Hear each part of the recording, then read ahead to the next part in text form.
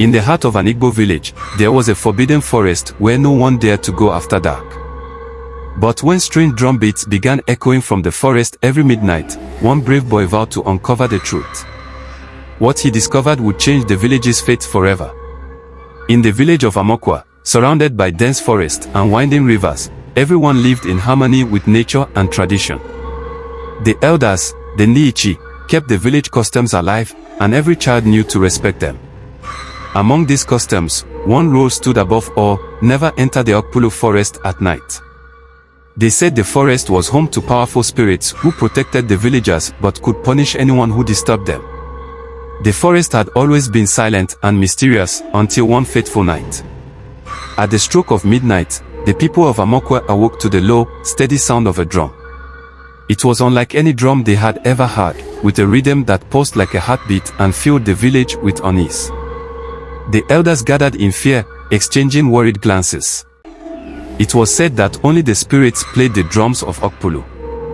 But why now? And what did it mean?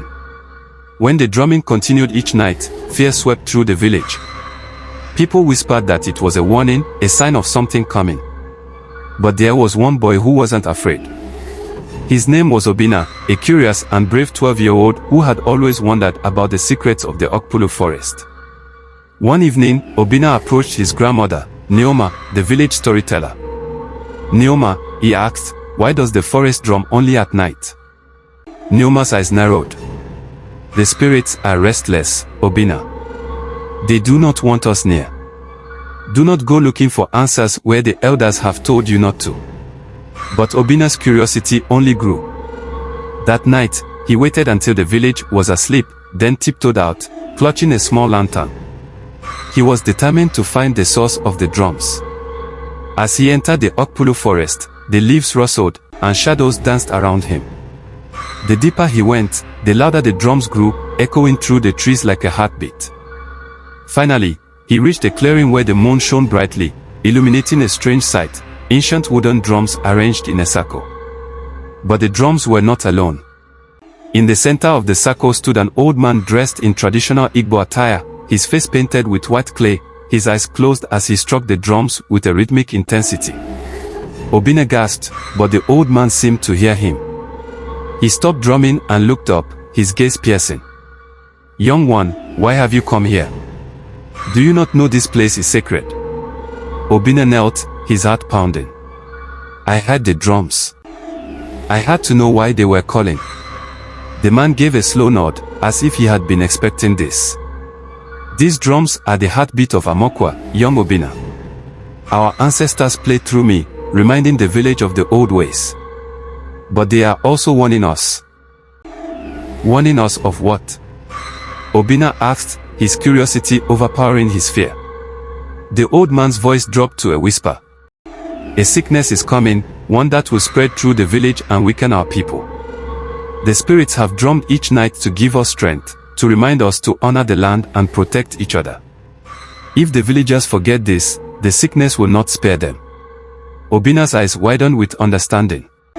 "What can we do?" "You must tell the elders to gather the village and give thanks to the spirits. Cleanse the rivers, honor the earth, and care for one another. Only then will the sickness pass over." With that, the old man disappeared into the shadows, leaving Obina alone with the silent drums. Heart racing, he ran back to the village and burst into the elders' hut, waking them. The elders were furious at first, scolding him for breaking the sacred rule.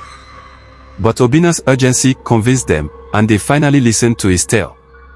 At dawn, the villagers gathered at the river to cleanse it, offered food to the spirits, and prayed together. Days later, rumors reached Amokwa of a deadly fever spreading through nearby villages. But not a single person in Amokwa fell ill. From that day on, the people of Amokwa kept the drums in the center of the village. Each night, they gathered to play the rhythm of the forest, honoring the spirits who had protected them. And Obina grew into a wise elder, known as the one who brought the message of the midnight drums. Ending. In Amokwa, they still say, "When the drums call, listen." It is a reminder to honor the spirits, respect the land, and never let curiosity stray too far from respect.